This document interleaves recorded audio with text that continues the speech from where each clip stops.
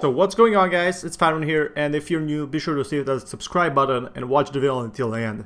Today we're going to be talking a bit about mobile, but also a bit about consoles. So I'm going to be starting with mobile, and this is a comment I received yesterday. I'm a mobile player, there are a lot of us, and we give money. PUBG Mobile has made 200 million just a month. $200 million? Holy shit, I gotta check the info on that. By the way, most of us are using 4 fingers to play. So if you didn't check my last video, what I basically said is you only have 2 fingers to play mobile, right? That's why I'm so trash in mobile games. But some people play 5 to 10 fingers on bigger devices. Holy shit, this is like amazing news. And the average skill level is slowly rising as people adjust to mobile and with newer technology. So what I said here is most people are actually trashy in mobile, you know, they're not that good, and when I played PUBG I was always number 1. I have seen it myself, I have been playing on mobile seriously for over 3 years now. Aim assist is practically unnecessary for the top 20% of my players by now. I'm not saying we are on any means on the same level as PC, but I can say that a lot of us are probably better than the console players. However, screen size definitely puts limits on skill. This is like a really good point. And by the way, we have huge communities. Just the PUBG official Discord have over 300,000 members. So that's one thing I never considered in my video. He made a very good statement because I made a last video talking about why the console is going to release later than the mobile. But there are scrim servers where anyone can bring a team and play competitively. There are official teams and clans that almost everyone knows about. I'm stating all of this because I think you underestimate mobile. If we look into that, he makes some good points. So, someone recommended me a notepad, but I'm just gonna use my MS Paint, to be honest. So, let's look at this. So, there's some key details and facts I didn't talk about, now that I have more info. So, mobile means PUBG made more than $200, right? Or I could even use a notepad next time. I think that would help even more. But I really like drawing this instead of like, so PUBG made 200 million, 200 mil in just a month. So that's one key factor. I never considered that people are throwing money into mobile. And I also wanted to talk about consoles today. So the thing about consoles is, this other key topic is consoles are actually turning into PCs now. So the new PS5 is actually a PC. Here we go.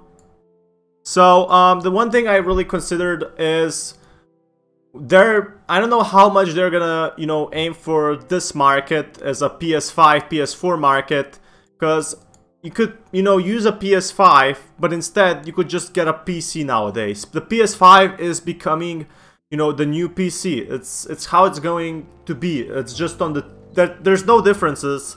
The only difference is there's actually, you can play it on TV.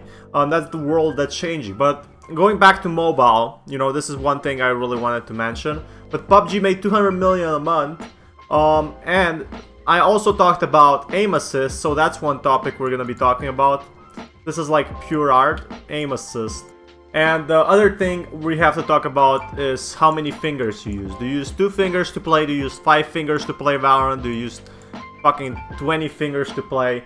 Do you use your feet? Do you use your like hands and whatever? And the average skill level, so for Valorant players, he made a very good point, by the way. Average skill level. Now the average skill level is very different for, you know, each game. If you play the Rainbow Six Siege, you will get mown down.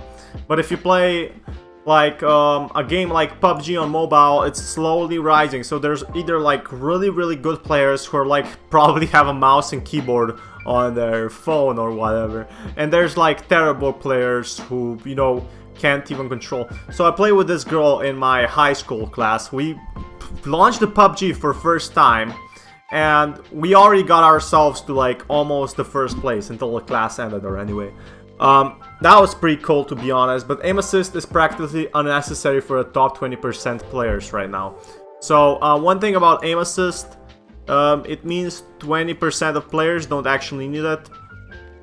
So top 20% don't actually need it. But what he never mentioned is about, what about the 80% of the players that are, you know, just using you know, anything like that, they will still need aim assist. And just for console, there's top 20%, and then there's top 80% for consoles. That's what I want, you know, to also compare.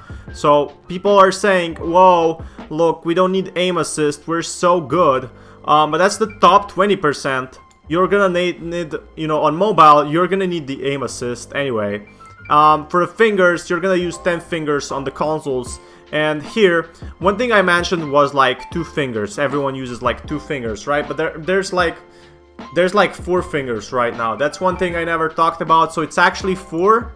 And the pro players, as he said, is 5 to 10 on bigger devices, which is fucking crazy to me. Are you kidding me? 5 to 10 fingers? I use 2 fingers when playing on consoles. So this is gonna be, I don't know how you guys play, but for fingers on consoles, I use actually 2 fingers. So this is like for consoles, and I don't know why people don't use like 2 fingers on mobile. Probably because it's like better for skill wise. I'm not saying we're any means on the same level as PC, but I can say that a lot of us are actually better than console players. So the statement he made was pretty clear to be, you know, kind of weird, because you can't really compare these two. These two are like actually unique platforms. So the mobile is something you play on the go. The mobile is something, you know, you can play less demanding games where you don't have a lot of challenge. And the consoles are something where you come home, lay back, and, you know, launch the game. That's a big difference. Just the PUBG Mobile official Discord has over 300,000 members, so the community. Last time, if you didn't check my last video, what I said about the community on there's no community, right, on the mobile. Okay, so it has members, right? 300,000 members, and also we'll have like YouTube channels, and so we can, you know, from the community we can say Discord, YouTube, and Reddit. That's one of the 3 main, you know, gatherings where people gather to actually, and Facebook, but nobody uses Facebook, you know, to gather on for the thing. So Discord, YouTube, and Reddit. That's what I wanted to say. So you can actually use Reddit over here. I know that this is kind of terrible. My writing is getting better each day, I hope. I know it's sometimes still unreadable, but the thing is, Discord and Reddit and YouTube on mobile, I think this is actually very effective. That's a key point. 300,000 members for PUBG people. I'm just gonna draw some sort of a person right here. So 300,000 people is actually a lot. There's Scream servers where anyone can bring a team and play comparatively. There are official teams and clans that almost everyone knows about. That's crazy to me. Having pro players on mobile. So pro players on mobile is gonna take a lot of dedication compared to consoles. It needs a lot of teamwork, and it's kind of different, right? Because mobile is kind of weirder. I don't know why there are pro players on mobile anyway. I guess some people prefer to play on mobile because it doesn't need a good phone. But on consoles, I think the prize pools are gonna be a lot bigger because, you know, Sony is gonna push it more. You know, Xbox is also gonna push it more. So Sony is always the winner here, and also Microsoft. You know, they're gonna push their advantages or whatever. They're gonna push you know, their products just to use them, you know, to make these tournaments come true. So one thing I really wanted to be talking about, you guys, about the PS5, my opinions. I'm not gonna be buying it, to be honest. I have enough cash to buy it. You know, it's gonna be $700 to $800. It's gonna be like $750 to $800. $750 to $800 to play Valorant. What? What? $750. You know what you can do with $750? That's like two average wages. Not in my country, but in some countries it actually is. The thing is, with this kind of cash, you could just go for a PC, right? So, like, it's actually a PC, to be honest, like, seriously. Why would you go for a PS5? Okay, I'm getting the PS4 on Valorant. With the PS5 for Valorant, why would you pay $750 plus, you know, there's also extras, so there's extras for this. because there's also like things like I don't know. I guess electricity is gonna be anywhere, but I guess like a TV and you know a station and PS Plus and stuff like that. Why wouldn't you just buy a PC, to be honest, with that type of money? You know, just to consider this. Now I want to compare these things. So PUBG, a person said PUBG made 200 million a month, and that actually makes me consider maybe they'll release, you know, Valorant edition that's actually, you know, pretty damn good also for mobile, but they're hiding it pretty well. And there's also aim assist. You know, you don't really need the aim assist. So the aim assist, you don't really need it. You will need it for consoles and mobile, but if you're like a top 20% player, you're pro anyway if you're top 20%. And the average kill rate is increasing here, so that means if the average kill rate is increasing, that means more players, so the market is gonna be bigger, of course. I know I type kind of weird, but they also get a community, so more of the community means, you know what means that? More players, which means more money. So more players in these tournaments means more money, which is actually great. So more money for Valorant means Riot is fucking happy right here. So my mouse almost fell off, but this is kind of Riot. If Riot gets a lot of players, they're like super happy because they get like money.